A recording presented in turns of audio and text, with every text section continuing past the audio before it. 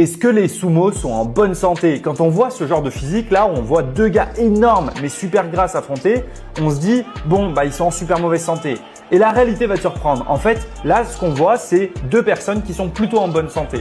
Leur santé métabolique, elle est bonne. Mais par contre, les sumos, ils s'entraînent 8 heures par jour.